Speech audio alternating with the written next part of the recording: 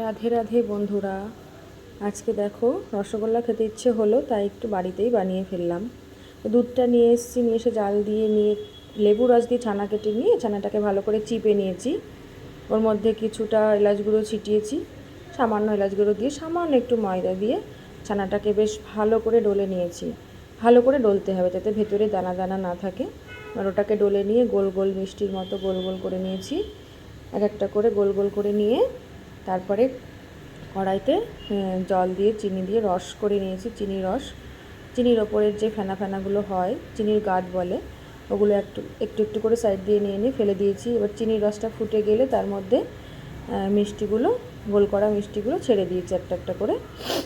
এবার ওটা ফুটতে থাকবে, কিছুক্ষণ ফুটে গেলেই তারপরে ওগুলো সব ফুলে ফুলে যাবে, টোপা টোপা হয়ে যাবে। তো আমি সবগুলো ছেড়ে দিয়েছি চিনির রসের মধ্যে রসগোল্লাগুলো। এবার ওটা ফুটতে শুরু করে দিয়েছে। দেখো মিষ্টিগুলো কেমন ফুলে ফুলে গেছে, টোপ্পা টোপ্পা হয়ে গেছে। এইভাবে আমি রসগোল্লা বাড়িতেই তৈরি করলাম, তোমরাও ট্রাই করতে পারো। দেখো কেমন হয়েছে, কমেন্ট করে জানিও রসগোল্লা আমার কেমন হয়েছে। ধন্যবাদ সবাইকে।